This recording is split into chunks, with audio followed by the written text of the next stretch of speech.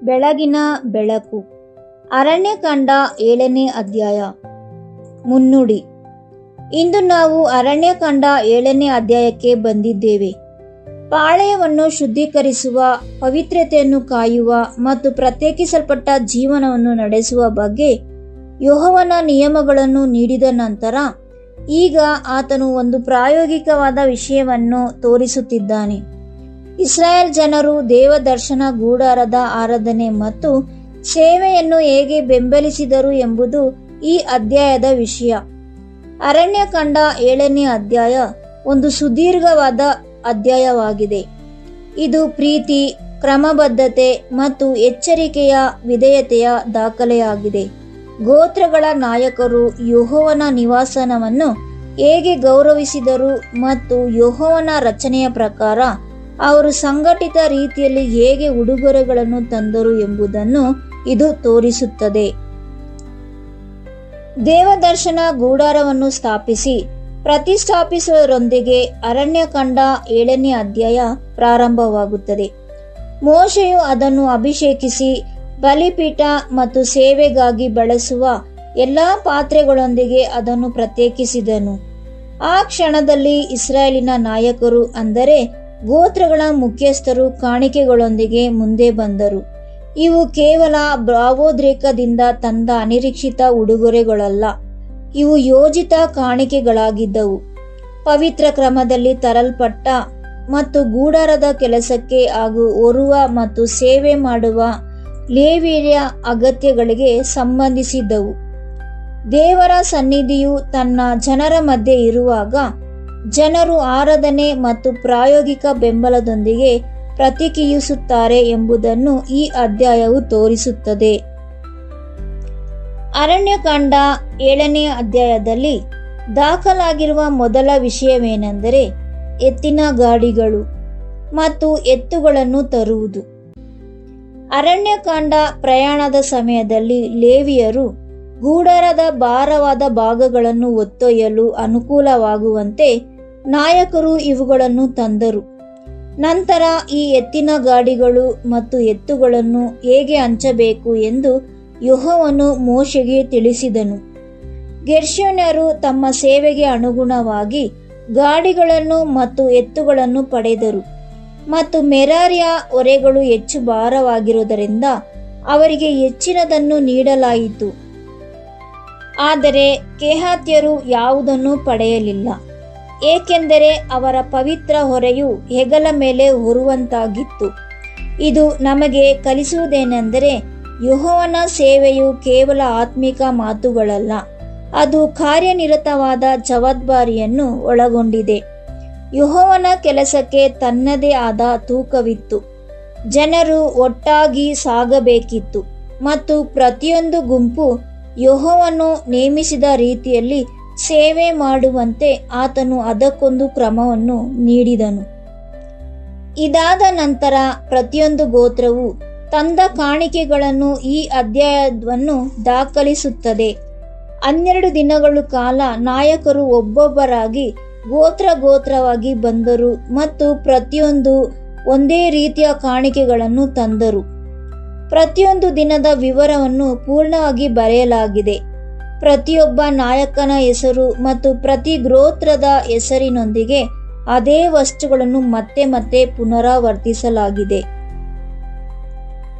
ಯೆಹೋವನು ಇದನ್ನು ಒಮ್ಮೆ ಮಾತ್ರ ಬರೆದು ಎಲ್ಲ ಗೋತ್ರದವರು ಒಂದೇ ರೀತಿಯಲ್ಲಿ ತಂದರು ಎಂದು ಹೇಳಬಹುದಾಗಿತ್ತು.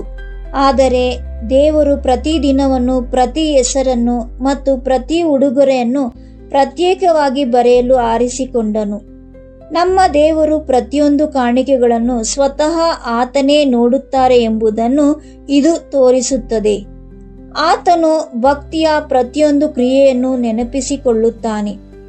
ಒಂದು ಗೋತ್ರವು ಮಾಡಿದ್ದನ್ನೇ ಇನ್ನೊಂದು ಗೋತ್ರವು ಮಾಡಿತು ಎಂಬ ಕಾರಣಕ್ಕೆ ಆತನು ಒಬ್ಬರ ವಿಧೇಯತೆಯನ್ನು ಮರೆಯುವುದಿಲ್ಲ. ಆತನ ದಾಖಲೆಯಲ್ಲಿ ಪ್ರತಿದಿನವೂ ಮುಖ್ಯ, ಪ್ರತಿ ನಾಯಕನು ಮುಖ್ಯ ಮತ್ತು ಪ್ರತಿಯೊಂದು ಕಾಣಿಕೆಯು ಗಮನಿಸಲ್ಪಡುತ್ತದೆ. ಕಾಣಿಕೆಗಳಲ್ಲಿ ಬೆಳ್ಳಿ ಮತ್ತು ಚಿನ್ನದ ವಸ್ತುಗಳು, ಧಾನ್ಯದ ಅರ್ಪಣೆಗಳು, ದಹನ ಬಲಿಗಳು, ಪಾಪ ಪರಿಹಾರಕ ಬಲಿಗಳು ಮತ್ತು ಸಮಾಧಾನದ ಬಲಿಗಳು ಸೇರಿವೆ. ಇದರರ್ಥ ಈ ಅಧ್ಯಾಯದ ಕೇವಲ ಉದಾರತೆಯ ಬಗ್ಗೆ ಮಾತ್ರವಲ್ಲ, ಇದು ಸರ್ವಶಕ್ತನ ಸರಿಯಾದ ರೀತಿಯಲ್ಲಿ ಸಮರ್ಪಿಸುವುದರ ಬಗ್ಗೆಯೂ ಆಗಿದೆ. ಇದು ಯಜ್ಞ, ಶುದ್ಧೀಕರಣ, ಸಮರ್ಪಣೆ ಮತ್ತು ಸಹಭಾಗಿತ್ವವನ್ನು ಪ್ರತಿಬಿಂಬಿಸುತ್ತದೆ. ಉಡುಗೊರೆಗಳು ಒಂದೇ ಆಗಿದ್ದರೂ ಅಧ್ಯಾಯದ ಸುದೀರ್ಘ ಈ ಪಟ್ಟಿಯು ಆರಾಧನೆಯ ಮೆರವಣಿಗೆಯಂತೆ ಒಂದು ಸ್ಥಿರವಾದ ಲಯವನ್ನು ಸೃಷ್ಟಿಸುತ್ತದೆ. ಇದು ಪೈಪೋಟಿ ಇಲ್ಲದ ಒಗ್ಗಟ್ಟನ್ನು ತೋರಿಸುತ್ತದೆ. ದೊಡ್ಡ ಉಡುಗೊರೆಗಳ ಮೂಲಕ ಯಾವುದೇ ಗೋತ್ರವನ್ನು ಮತ್ತೊಂದಕ್ಕಿಂತ ಉನ್ನತವಾಗಿ ಮಾಡಲಾಗಿಲ್ಲ. ಪ್ರತಿಯೊಬ್ಬರೂ ಸಮಾನವಾಗಿ ನೀಡುತ್ತಾರೆ ಮತ್ತು ದೇವರು ಪ್ರತಿಯೊಂದನ್ನು ಸ್ವೀಕರಿಸುತ್ತಾರೆ. ಇದು ಹೃದಯಕ್ಕೆ ಒಂದು ಶಕ್ತಿಯುತವಾದ ಪಾಠವಾಗಿದೆ. ಭಕ್ತಿಯಲ್ಲಿ ಸಮಾನತೆಯನ್ನು ದೇವರು ಪ್ರೀತಿಸುತ್ತಾರೆ. ಆರಾಧನೆಯಲ್ಲಿ ಕ್ರಮಬದ್ಧತೆಯನ್ನು ಆತನು ಪ್ರೀತಿಸುತ್ತಾರೆ. ಇಡೀ ಪಾಳೆಯವು ಚದರಿದ ವ್ಯಕ್ತಿಗಳಂತೆ ಅಲ್ಲದೆ, ಆತನು ಒಡಂಬಡಿಕೆಯ ಅಡಿಯಲ್ಲಿ ಒಂದೇ ಜನವಾಗಿ ಒಟ್ಟಾಗಿ ಸಾಗುವುದನ್ನು ಆತನು ಪ್ರೀತಿಸುತ್ತಾರೆ. ಅರಣ್ಯಕಾಂಡ 7ನೇ ಅಧ್ಯಾಯ. ಅಂತ್ಯದ ವೇಳೆಗೆ ಅಧ್ಯಾಯವು ಅತ್ಯಂತ ಪವಿತ್ರವಾದ ಸಮಾರೋಪ ಸಾಲಿನೊಂದಿಗೆ ಮುಕ್ತಾಯವಾಗುತ್ತದೆ. ಮೋಶೆಯು ದೇವದರ್ಶನ ಗುಡಾರದೊಳಗೆ ಪ್ರವೇಶಿಸಿದಾಗ ಕೃಪಾಸನದ ಮೇಲಿಂದ, ಅಂದರೆ ಕೆರೂಬಿಯರ ಮಧ್ಯದೊಳಗಿಂದ ತನಗಾಗಿ ಮಾತನಾಡುತ್ತಿದ್ದ ಧ್ವನಿಯನ್ನು ಆತನು ಕೇಳಿದನು ಎಂದು ಅಲ್ಲಿ ಹೇಳಲಾಗಿದೆ. ಎಲ್ಲ ಕಾಣಿಕೆಗಳು ಮತ್ತು ಎಲ್ಲ ಕ್ರಮಗಳು ಬರೀ ಧಾರ್ಮಿಕ ಆಚರಣೆಗಳಿಲ್ಲ ಎಂಬುದನ್ನು ಇದು ನಮಗೆ ನೆನಪಿಸುತ್ತದೆ.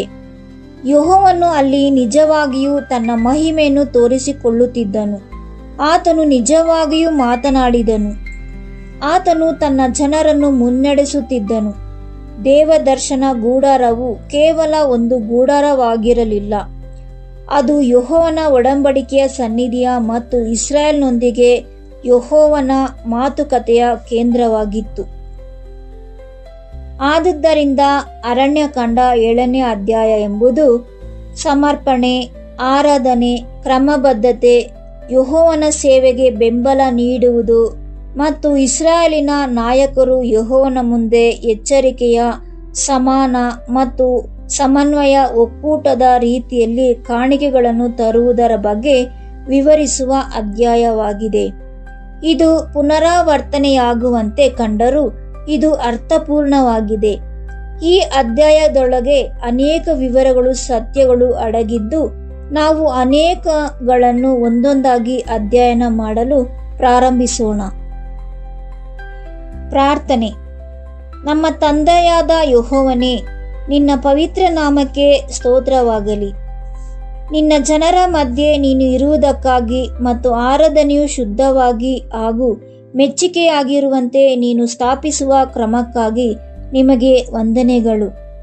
ಪ್ರತಿಯೊಂದು ಕಾಣಿಕೆಯೂ ಮುಖ್ಯ.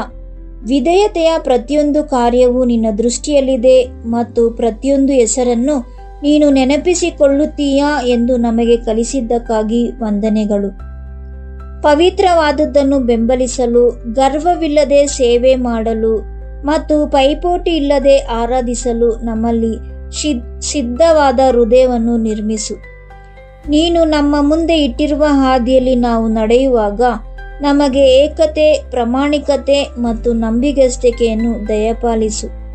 ನಮ್ಮ ಜೀವನವು ಕೃತಜ್ಞತೆಯ ಸಜೀವ ಅರ್ಪಣೆಯಾಗಿರಲಿ ಮತ್ತು ನಮ್ಮ ಹೃದಯಗಳನ್ನು ನಿನ್ನ ಧ್ವನಿಗೆ ಹತ್ತಿರವಾಗಿರಲಿ. ಕ್ರಿಸ್ತನ ಹೆಸರಿನಲ್ಲಿ ಪ್ರಾರ್ಥಿಸುತ್ತೇವೆ ನಮ್ಮ ತಂದೆಯೇ, ಆಮೇನ್.